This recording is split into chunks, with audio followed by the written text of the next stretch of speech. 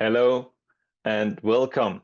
So before we get started on the webinar today, I will just mention a few uh, household things, so to say.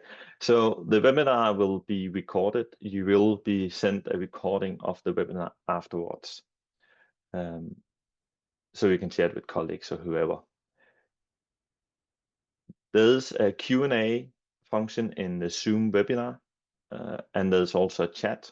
You can ask questions anytime. Even though I have two screens here, I will most likely not really focus on the questions until the end. So don't expect me to answer questions before at the end, but I will answer them, and I really encourage you to ask plenty of questions. So do ask away. Great. With that out of the way, I want to get started on this webinar. So we have a very simple agenda today. It is basically an introduction to Better Now. Normally not a thing I have included in these webinars, but since I can see on the list of participants that I have interacted almost not with any of you, I think it's probably in this place to give a short introduction to Better Now and who I am. Then afterwards, we'll move on to the main content, that's the 7 trends, and then we'll move on to the Q&A. And I hope I can get it all done in 30 minutes. So yeah, except the Q&A, but you'll see. Great. Okay, so with that out of the way with the agenda, we want to start on who Better Now is. So Better Now is, besides that we are a Danish company doing peer-to-peer fundraising, I really want to go through that our mission is to make the world more generous. That's why we are here. That's why we exist. We want to make sure that much more of our wealth goes towards charity. And we do believe that peer-to-peer fundraising is a great tool for doing that, because often when we do peer-to-peer fundraising, donations come instead of, for example, gifts or some other way of building social relations with our personal networks and our peers. We do a little crowdfunding, fundraising appeals also, but we are almost entirely focused on peer-to-peer fundraising. We see so much potential in that we haven't seen the need to expand our product offering with CRM systems or donation forms or anything like that, because we still have so much work to do on peer-to-peer fundraising. And I've already now said peer-to-peer fundraising way too many times, so without even defining it. So I want to just take a short moment here to define what we actually think of when we have the word peer-to-peer fundraising. So when we talk about peer-to-peer fundraising, we talk about individuals or companies who are volunteering to collect donations from their personal network for a charitable organization. So there's a few key distinctive parts of this definition. First of all, it's for a charitable organization, so that's just to differentiate it from if someone is fundraising for their own, let's say, cancer treatment or something like that. We're doing it on behalf of structured charity. We're doing it from our personal network when we are collecting donations. So we are not doing it from total strangers. That also means peer-to-peer fundraising is first and foremost when people or companies are doing it in their personal network, and not so much, which we will also have some of today, influencers and live streamers and so forth. And it's also not you who are doing it. It is your supporters who are doing it, whether it's individuals or companies. Great. Okay. So it also have two key characteristics that I think it's worth mentioning, and that's also a great way to, just like this is a peer-to-peer fundraising page. It is personal and it's social. It's personal, and by that we think of as, in this case, it Linus's personal storytelling that's intertwined with the storytelling of Doctors Without Borders, and it's the intertwining of those things that really creates the magic. It's social, it's all his friends donating, making comments, and that social interaction is also what really makes all the donations tick in. Okay, onwards. A little bit more about Better Now. We've been doing this for the last 12 years. We have mainly been working in Denmark and Sweden. We also had a failed attempt at launching in Finland back in the very early days. We have also had, and we also recently just started working with several Norwegian customers, and we added our first Finnish customer, which we're really happy for to have done. And we look forward to welcoming many more. I myself, I'm an economist by education, and that's like macro, micro, corporate finance economist. And I ended up as a student in Better Now back in 2011, and ended up being CEO as I am today. And I definitely don't regret that I took this weird journey from economics to charity. Definitely worth it. Okay. With all of that out, let's get started on the actual content and all the 7 trends. So trend number 1, the first one, not that this is I haven't ordered these trends by importance or anything. So it's purely out of how I think the flow goes in this presentation that they ordered. This is the rise of career volunteer fundraisers. And it is especially the career part that's worth noting here. So what do I mean by that? I mean, when people fundraise and it becomes such a huge part of their life that this is actually where they see themselves as having a career rather than in their day-to-day job that they of course still have. And I've taken in, this is not something I have like great data on, but it's something we can see anecdotal that is the case. I'll actually start with example 2 and 3 here initially. They are both Swedish examples, and they are both examples of someone who have a personal relationship, a personal reason to fundraise for the cause. If you take Sebastian and Christopher, they are fundraising for Hjernefonden after they had a close friend who got diagnosed with ALS in a very early age. And they have since then fundraised, and they keep fundraising by organizing football tournaments, organizing fundraiser sales of various things, doing PR, press releases, many different things. And they have fundraised more than 1 million Swedish kronor. Maria lost her son to because he committed suicide, and she has committed herself to making sure that at least someone else don't do that because of her work. And she has also fundraised a staggering amount of 600,000 Swedish krona. In these cases, this has become a really integral part of who they are and what they do, just if not more than what they do when they are at work. Maria has also been fundraising for many years, organizing sports events, biking events, and doing much more than what you would normally expect a fundraiser to do. And these are basically what you could call the ambassadors of these charities. They really do outstanding work for them. Jakob is a bit of a different type. He just wanted to do something. It didn't need to be the charity he ended up picking. So he actually went out and interviewed several different charities. He ended up starting fundraising for the Danish Child Cancer Foundation. He have also here recruited, I think it's around 400 people or more to fundraise for them when they are running marathons, doing the Mammoth March where you walk 100 kilometers, Ironmans, and he just launched an event. He's organizing himself a 24-hour running event. All in total, I think he's getting close to 1.5 million Danish kroner at this point. And it's not just donations. He's also doing collecting toys, as in this image, handing out at the hospitals. And he has a full daytime job. And he's also, by the way, climbing the 7 biggest mountains in the world to also create interest and fundraise. And we have a full case study that you can read on our homepage where we are interviewing him and he's telling why he's doing it and how he's doing it.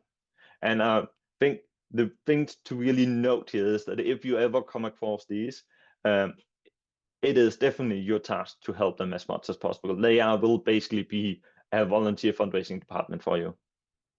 We have, and a good example is actually, for example, that article in Expressen for Sebastian and Christopher, that is paid for by Hjernefonden. They are actually out promoting this as a case study. Jakob has several different meetings with the Danish Child Cancer Foundation, every single year when they're planning out his activities together, and he's been giving additional resources that he can use, even though he's doing it completely volunteering.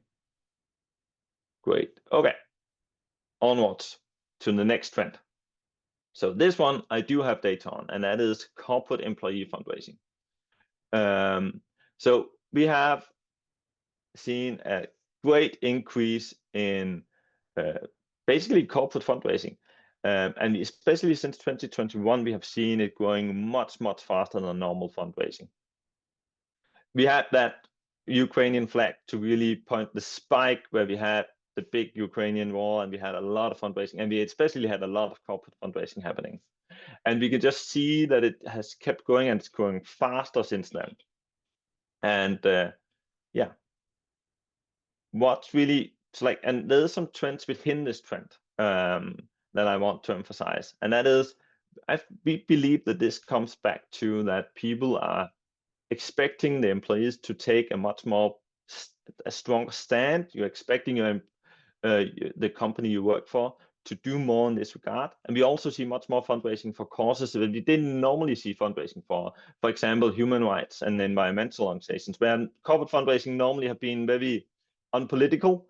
So it's either emergency aid or it is health. We now see them also for charities like Amnesty and larger environmental organizations. Yes, so one thing that we really see why companies do fundraise, that is because they have this need to constantly reinvent their group identity. So people come and go in companies, they need to figure out who they are as a group, and fundraising can help you do that. And that actually leads onwards to the next trend that will start very differently. And that is UK concepts finally working in the Nordics. So I will start with showing you 4 UK concepts that I have disregarded as something that could ever work in the Nordics. We have the world's biggest coffee morning for Macmillan Cancer Support. The world's biggest coffee morning is basically British people bringing coffee to work, talking about cancer, I assume, and fundraising and donating. Doesn't make sense. Christmas jumper day for Save the Children. We wear a Christmas jumper for Save the Children, and we donate. Doesn't make sense. We have this wear it purple for pancreatic cancer. I cannot see how it makes sense. We also have wear hat day for brain tumor foundation. I can't, like, blanking that one. Again, doesn't really make sense. So always disregarded these peer-to-peer fundraising concepts as something that's not really relevant to the Nordics. Until this thing, Football Jersey Friday. So this was actually only a week ago in Denmark. It's also being held in Sweden today. It's for the Danish Child Cancer Foundation or Barncancerfonden in Sweden. It is basically wear a football jersey to work and give donations to child cancer research. Doesn't make sense, but it works, and it works really, really well. So the final result for this year's campaign, I think the total result from all channels was above 5 million Danish kroner. A lot of that came in from companies setting up their own peer-to-peer fundraising pages and fundraising. Why does this then work? So I think, and this is our spin on this, as probably without a doubt, a big part of why it works is just excellent execution of a great campaign and some great partners. That's part of it. But also, this really have people do want to wear a football jersey. They do want to wear a football jersey to work, and they do want to talk about their favorite football team.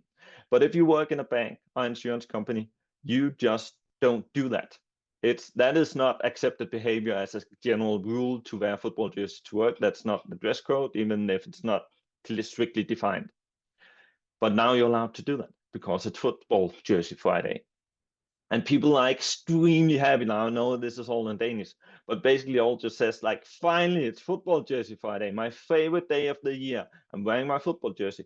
Social media was just like, LinkedIn specifically were completely filled with people in football jerseys talking about how they're fundraising, why they're fundraising, that it's a great day, it's a day to be social with colleagues, and it's just all happiness. And this has actually some of the same thing. If you think about it, a lot of peer-to-peer fundraising is also around marathons. I'm running a marathon for charity, and we are fundraising for charity. It doesn't make sense. There is no connection here. But it is also legitimizing behavior. I am a runner, and I do like to talk about my runs, but my friends hate me for it at this point. But when I add charity to it, it's okay. And it has some of the same things. At the same time, you add this colleagues getting together, building group identity. And that's also why I actually think something like world's biggest coffee morning works, because it's again something about the company's colleagues getting together, building group identity, and doing something together. Sort of the same with Christmas Jumper Day. Some people like to wear Christmas jumpers, and this is a way to say that's okay. And today we wear a Christmas jumper to work. So there is these things where you're legitimizing great behavior, and also say of these 4 campaigns, the world's biggest coffee morning and Christmas Jumper Day are by far the biggest ones. And I do think that that's because they tapped into something that's really working, whereas these other things probably more copycat campaigns and not nearly as successful. Great. So that was this thing. Definitely worth thinking about if you can think of some kind of behavior that you somehow can legitimize, especially in a corporate setting. I really think there's some potential for many new campaigns on this. Great. Okay. The 4th trend, live streaming. So I was a bit in doubt if I should include this actually, because it has been a trend for many years. Also, it's not really peer-to-peer fundraising, it's influencers. And influencers are basically media outlets today. Nonetheless, it is using peer-to-peer fundraising software, so I've included it.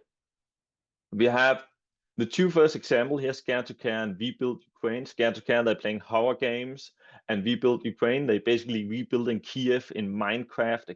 It's kind of like an online Lego building game. Both of these are basically one way to think about live streaming. If you're going like what is this? It's new to me. Is to think of it as basically a TV telephone. The good old-fashioned TV telephones where you phoned in, talked with a celebrity, and made a donation. This is almost the exact same thing. You just don't call in, you make an online donation, and you see your name on the screen with how much you donated, and maybe even a little comment. And if you're really lucky, your favorite influencer, live streamer, will call you out and read out the comment. That's why it's powerful. And these 2 first ones, also, the production value is incredible. On the last one, Jack Style down there, and he's, by the way, the one of these 3 examples that definitely fundraised most, more than 1 million Danish kroner in a week. And here's your more classical live streamer, and the reason it works is when he says jump, his audience jumps, and when he says donate, his audience donates. Great. Okay. So the 5th trend, that is again sort of like, now we are sort of like more on technical trend. We have donor appeals where we have peer-to-peer fundraising pages being used for donor appeals. So this is something we saw being used, and we just had to investigate it, because that's not how our product is intended to be used. So in both these 2 cases, we had Läkarmissionen and Naturskyddsföreningen, both Swedish charities, doing fundraisers. That's basically fundraising appeals they created themselves, sent out in newsletter to existing supporters. And they did it again and again, and we just like, why are you doing this? They did it because they just got higher than average donations coming in from the same supporter base. So they have a limited set of subscribers to their newsletter, and they found when they used this page, they got way more in because the average donation size were higher. The theory behind is because you're having some of the same dynamics. What should probably be included in these screenshots are all the donations, because you can actually see what other people are donating, what they're telling, the comments. You can see what other people, and that puts in that anchoring effect. So people tend to give more. And we also have a full case study on this that can be read on our homepage. So the next trend, that's also sort of like more technical trend, where we see the ease of giving winning over getting more donor data into your donor base. donor database. And this is basically just something we are seeing from charities that's telling us we need this, and so we're building it. And it's something we can build today because we have these many new payment methods that we didn't have before. So since most of you are located in Finland, I've taken an example with some mobile pay donations, though it does work also. We have Swiss in Sweden, and especially some great things around Vipps in Norway. You're scanning a QR code and you donate, and you have very, very limited donation forms for this. And that is one thing that we just see working very, very, very well. And it does, the downside is, of course, you get less donor data. And in general, we actually have seen very, it doesn't really matter that much on the conversion rate when people are donating to peer-to-peer fundraiser if you ask for more address information, because if I'm donating to my uncle's fundraiser, I already committed. I probably told him, I promised I'll give you a donation. So even if you ask me for a lot of information, I will give. But what we're seeing is that this does enable new things and new ways of fundraising, and that leads almost to the last trend, and that is that we see the online and offline fundraising software is merging, and we can do that because of these newish, I know it's not new payment methods, but I think it all comes down to QR codes finally being accepted. And some examples. So one issue we have had, for example, with taking cash donations, when you're doing a cake sale, as here, that is that when you're doing a cake sale, we don't get cash anymore. So you start accepting it through mobile pay, for example, and you start just having a mobile pay number that your people out there doing cake sales can use. So it goes directly to you, of course. The issue is you get all this like nasty reporting afterwards, where you have to report how much did you actually sell. They can't really figure out how big impact they have. But now we can, because we can import all donations, have everything collected on one fundraising page. Likewise, you have this other case with Save the Children in Sweden, where they had this partnership with a horse show in Stockholm, and we have this screen that's built for widescreen, wide television screens. It's a special version of a fundraising page. They can have that out on all the monitors during that conference center, and people were donating. And the company that was sponsoring the whole thing still had a digital fundraising page where everything was collected in one place. So this merging of the online and offline does give some new possibilities. We also saw it with Football Jersey Friday, where we had people, where we had companies sharing this screen in the canteen, so the employees could follow the progress of the fundraiser at all times during the day. So yeah, wow. And we are actually now at the end. I'm slightly surprised. No, we are not. This is important. These are the 7 trends I had to you, but keep in mind, these are just trends, and these are the up and coming things. The big mainstay of all peer-to-peer fundraising is still in-memory fundraising. It's sports things, so challenge events and virtual events, and it's birthday fundraisers, and that is the vast majority of peer-to-peer fundraising. My guess is that it will still be the vast majority. These trends will definitely be bigger and bigger over time, but this is also where the most of our product development is centered around. That is to make these things work really, really well. So with that, and before I go on to questions, I just want to put out an offer. That is, if you're interested, we'll take a look at your social media channels, what you're doing. If you're doing anything peer-to-peer fundraising today, we'll look at your website, your events, what type of charity you are, and then we will come up with what we think is the best way to do peer-to-peer fundraising for you. Should you do virtual events, or should you focus on birthday fundraisers? So if you're interested in that, we'll be more than happy to take a look at that, and then have a 1 hour workshop afterwards. No commitment, you don't have to use us afterwards.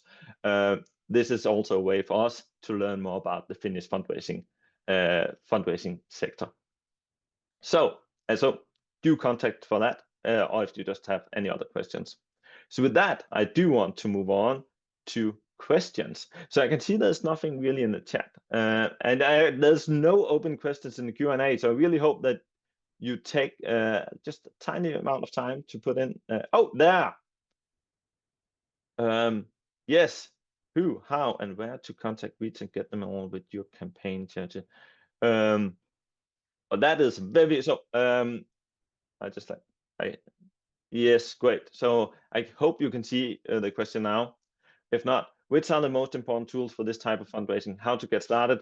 Who and how and where to contact reach and get them involved with your campaign, charity, NGO. So I will start from the bottom on this question. How to get your supporters involved? Well, it is, I would in general recommend as a highly targeted approach as possible, and taking the point in who are your supporters and what do they already do, and then also what is your charity type. So let's say you are a health charity. You probably have supporters that are, well, at least 50 plus on average. They probably have some upcoming round birthdays that you can engage with. That's a very simple recipe for emailing them in advance of a birthday.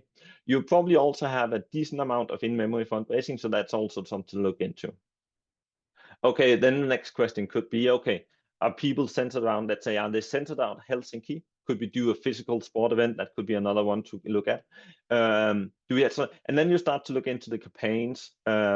Often I would recommend both having a do-it-yourself, a birthday, and an in-memory program as your year-round peer-to-peer fundraising activities, and then you can build on campaigns. And then it really depends, how do you get people in there? And yeah, so, and the most important tools, well, it is, of course, a tool like Better Now. Besides that, it's an email marketing automation tool. I will, in the following thing, we actually have a whole blog post on the tech stack for peer-to-peer fundraising that we can share. But of course, there's also the ubiquitous Facebook fundraising that, especially for birthday fundraisers, I would not recommend not doing, even though I guess it is a competitor to us. And a few other questions. Do your platform support multilingual site? Yes, it does. As out of the box, it always comes in a Finnish and English, or Swedish, Danish, Spanish, Norwegian translations are the ones we have today, and we can enable as many of these as you want.